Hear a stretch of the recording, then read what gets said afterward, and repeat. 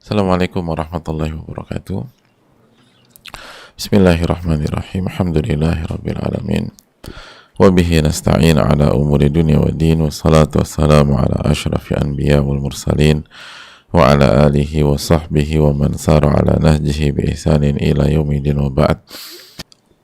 Hadirin Allah muliakan, tidak lupa kita mendoakan saudara-saudara kita yang sedang tertimpa musibah, sedang terkena bencana, sedang sakit atau cedera atau kehilangan.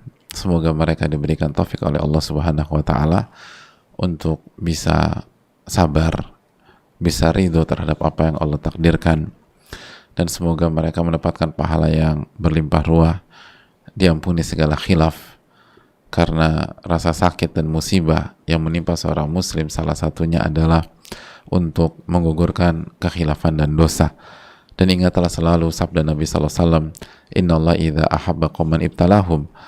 Allah itu kalau sayang kepada sebuah kaum, maka Allah akan uji kaum tersebut. Jadi kalau Allah sayang, Allah akan uji.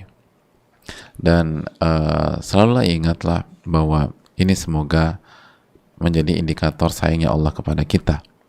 Lalu perbanyak istighfar, perbanyak taubat kepada Rabbul Alamin agar pahala kita semakin besar. Dan juga insya Allah ini banyak hikmah. Makanya orang-orang beriman mengatakan, Rabbana ma khalaqta hadza batila.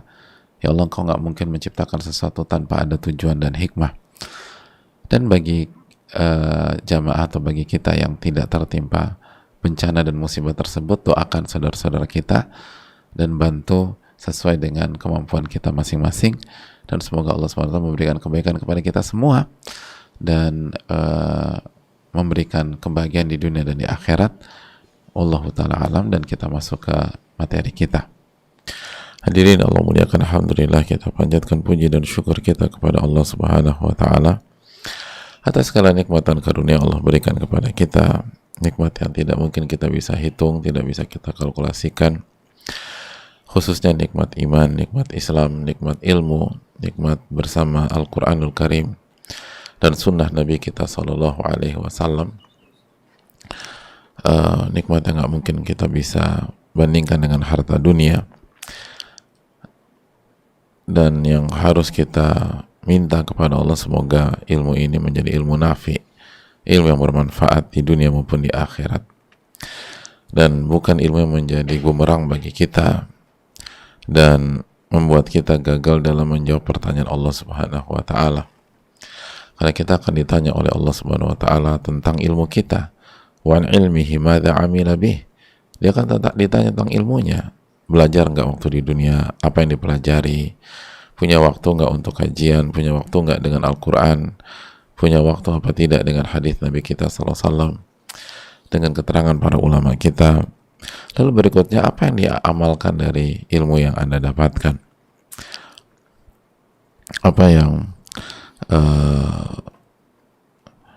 didapatkan dan diamalkan? Itu hal yang perlu kita renungkan bersama-sama.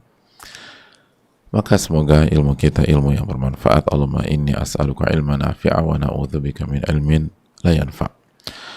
Ya Allah, berikanlah ilmu yang bermanfaat dan lindungilah kami dari ilmu yang tidak bermanfaat. Sebagaimana salawat dan salam semoga senantiasa tercurahkan kepada junjungan kita Nabi kita Muhammadin alaihi salatu wassalam beserta para keluarga, para sahabat dan orang-orang yang istiqamah berjalan di bawah naungan sunnah beliau sampai hari kiamat kelak. Hadirin Allah muliakan, kembali bersama Al-Imam An-Nawawi Yahya bin Sharaf bin Murri rahimahullahu ta'ala rahmatan wasi'ah dalam kitab Riyadhus Shalihin di bab ke-38 di hadis Abu Hafs Umar bin Abi Salamah radhiyallahu ta'ala anhumah, ketika beliau menyampaikan bahwa saya dulu waktu masih kecil dalam pengasuhan Rasulullah sallallahu alaihi wasallam, pada saat itu tangan saya nggak bisa diem, tangan saya berpetualang di nampan. Pada saat itu Umar bin Abi Salamah makan satu nampan dengan Nabi, makan bareng dengan Nabi SAW. Tangannya nyomot sana, nyomot sini, ambil sana, ambil sini, dan seterusnya. Faqala li Rasulullah SAW, lalu Rasulullah SAW bersabda kepada diriku, ya gulam, nak, samillahi ta'ala, sebutlah nama Allah Subhanahu wa ta'ala, ucapkanlah basmalah, wakul biyaminik, makanlah dengan tangan kanan, wakul mimma yalik, dan makanlah yang terdekat, famazalatil kati'mati ba'du, dan semenjak itu menjadi cara makan saya dan adab makan saya seterusnya. Muttafaqun alaih. Hadis ini bukan Bukhari dan Muslim. Hadirin Allah muliakan, kita sudah menjelaskan tentang Umar bin Abi Salamah di pertemuan yang lalu. Tiba saatnya kita mempelajari apa pelajaran yang bisa kita petik dari hadis ini. Di antara pelajaran yang bisa kita petik dari hadis ini, lihat bagaimana Nabi kita Shallallahu Alaihi Wasallam mengasuh dan mendidik Umar bin Abi Salamah. Nabi SAW mendidik anak kecil mulai dari hal-hal mendasar, hal-hal besar, hal-hal fundamental, sampai hal-hal yang diremehkan oleh banyak orang, diremehkan oleh banyak orang tua, seperti adab makan. Ada banyak orang tua membiarkan anaknya nyomot sana, nyomot sini, tapi Nabi SAW tidak. Nabi SAW mendidik anak-anak kecil dengan serius dan tidak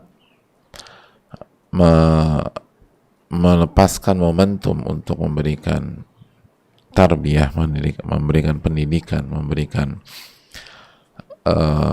arahan, dan itu diakui oleh anak didik beliau. Seperti dalam kasus ini Umar bin Abi Salamah, makanya beliau mengatakan radhiyallahu ta'ala an atau radhiyallahu ta'ala anhuma, kuntu gulaman fi hijri Rasulillah sallallahu alaihi wasallam. Aku waktu itu masih kecil di asuhan Rasulullah sallallahu alaihi wasallam. Jadi beliau sendiri mengakui gitu loh. Hijr itu kata para ulama fi tarbiyatih wa tahta nadharih.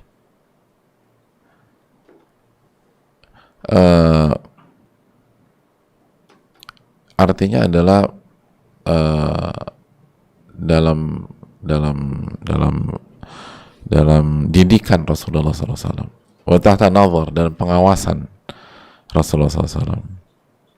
Al-Qadi Iyad mengatakan bahwa al-hijr itu yutlaq ala hidn wa ala thawb fa yajuzu fil fath wal kasr. Bisa dibaca hajar, bisa dibaca hijar.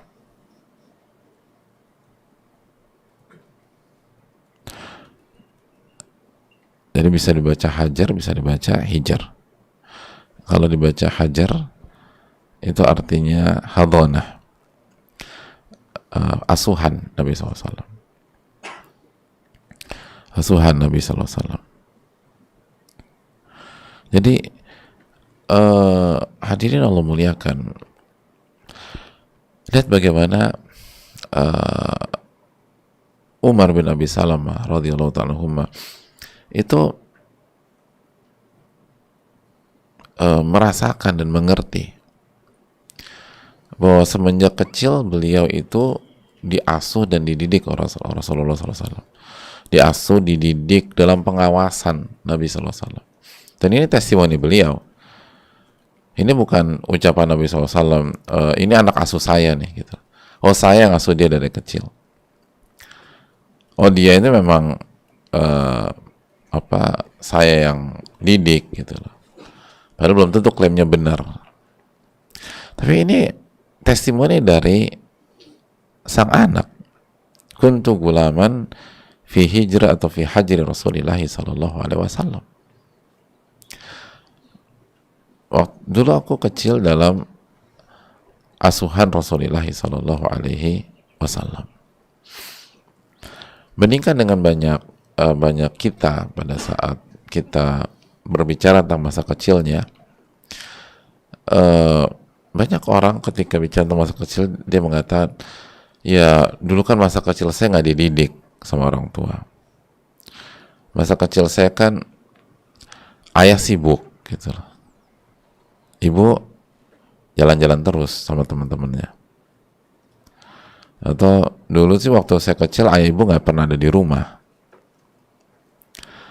Waktu saya kecil saya sering ditinggal-tinggal sama ayah. Ibu juga punya bisnis. Ya jadi saya ya sendiri aja. Waktu kecil ya aku main sama kakak aja. Waktu kecil, kalau waktu kecil ya biasalah gaul sama teman-teman. Lalu bilang waktu kecil ya aku kesepian, nggak ada siapa-siapa. Atau aku ngiri deh sama dia, kok dia bisa jalan bareng sama ibunya ya, atau jalan bareng sama ayahnya ya. Waktu kecil ayah nggak pernah gituin aku. Waktu kecil ibu udah sibuk sama adik-adik. Adik-adikku masih kecil-kecil. Ayah jadi mereka nggak punya testimoni sebagaimana Umar bin Abi Salamah memberikan testimoni. Kuntu gulam fi hajri Rasulillah sallallahu alaihi wasallam, atau fi hijri Rasulillah sallallahu alaihi wasallam. Dulu waktu aku kecil aku berada dalam didikan Rasulullah sallallahu alaihi wasallam, dalam asuhan Nabi sallallahu alaihi wasallam, dalam pantauan dan dalam pengawasan Nabi sallallahu alaihi wasallam. Lihat bagaimana Nabi kita alaihi salatu wassalam, beliau seorang Nabi, seorang Rasul, urusannya masalah umat. Gak ada yang lebih sibuk dari Rasulullah sallallahu alaihi wasallam. Gak ada yang lebih sibuk. Tapi masih bisa mengurus, mengasuh, dan mendidik. Anak kandung bukan. Ini anaknya Ummu Salamah. Kalau dalam bahasa kita anak apa? Orang Indonesia bukan? Anak sambung ya? Anak sambung ya, anak sambung. Anak sambung. Dia bilang anak laki-laki. Itu menunjukkan ngantuk. Anak laki-laki Pak Ustadz, karena Umar. Ya ngerti. Jadi hadirin Allah muliakan. Ini anak sambung. Gimana anak kandung? Dan ini pelajaran bagi kita, khususnya bagi yang menikahi wanita yang punya anak. Ada banyak orang, jangankan sama anak sambungnya, anak kandungnya nggak diurus. Atau kalau nikah sama wanita yang punya anak, hanya mau sama ibunya aja. Anaknya udah terserah deh gitu. Itu kan tanggung jawab bapak kandungnya. Nggak diurus. Yang penting dapat ibunya. Tapi lihat bagaimana Rasulullah SAW, beliau menikah dengan Ummu Salamah, dan Ummu Salamah punya anak Umar, dan Nabi SAW didik beliau, mengasuh beliau, dan mengawasi loh, dalam pantauan Nabi SAW. Ini keteladanan dari beliau sallallahu alaihi wasallam. Laqad kana lakum fi Rasulillahi uswatun hasanah. Dan ini menunjukkan bahwa orang-orang besar itu punya perhatian terhadap keluarga, di samping punya perhatian kepada umat. Orang-orang besar bukan berarti menelantarkan keluarganya dengan alasan saya ngurus hal yang jauh lebih besar, jauh lebih umum, jauh lebih makro. Ya, masyarakat harus diurus, umat harus diurus, tapi keluarga bukan berarti dilupakan. Lihat bagaimana Rasulullah Sallallahu Alaihi Wasallam. Jadi ini hal yang penting. Jamaah sekalian Allah muliakan. Dan cukuplah testimoni dari seorang anak itu menjelaskan semua. Karena kalau orang tua kan bisa aja mengklaim, apalagi kalau lagi ngomong gitu, aku alhamdulillah gitu. Anaknya ranking 1, siapa dulu? Mamanya. Padahal mamanya nggak pernah ngajarin dia. Wong pelajaran tata boga nggak pernah diajarin, apalagi pelajaran fisika, kimia, lalu matematik, lalu antropologi, lalu akuntansi, lalu ekonomi. Tata boga aja nggak pernah diajarin sama mamanya. Mama nggak punya waktu. Tapi begitu nilainya bagus, siapa dulu mamanya, gitu lah. Gitu lah. Tapi begitu anaknya masalah dipanggil guru BPBK, anak kamu tuh, jadi anak kamu, gitu lah. Jadi kalau anaknya bagus, siapa dulu papanya, siapa dulu mamanya. Kalau anaknya masalah, kamu datang lo besok di sekolah, itu kan anak kamu, nah gitu. Jadi kalau ada masalah, anak kamu. Kalau berprestasi, anakku. Padahal dua-duanya juga bukan ini, artinya bukan dia yang didik, bukan dia yang itu, tapi mengklaim. Tapi kalau ini tidak, kuntu gulaman fi hajri Rasulillah sallallahu alaihi wasallam. Jadi ini pelajaran besar, pentingnya kita mendidik, pentingnya kita mentarbiyah. Dan kita tahu bersama-sama Umar bin Abi Salamah menjadi salah satu besar sosok yang baik, sosok yang bertakwa, sosok yang matang, berjuang bersama Ali bin Abi Thalib dalam masa fitnah, dan diberikan tanggung jawab oleh Ali bin Abi Thalib di Faris, di Persia, dan di Bahrain, sebagaimana tercatat dalam sejarah, dan beliau wafat di eranya Abdul Malik bin Marwan. Umar bin Abi Salamah radhiyallahu taala anhuma. Kenapa? Dididik oleh Rasulullah SAW. Jadi ini penting. Termasuk hal-hal kecil. Kita seringkali kita miris gimana kita didik anak-anak, sedangkan waktu aja kita nggak punya sama anak-anak. Waktu aja kita nggak punya sama anak-anak. Pentingnya mendidik. Dan pelajaran berikutnya, lihat bagaimana Nabi SAW mendidik bukan hanya di forum formal seperti kelas, tapi ketika makan bareng.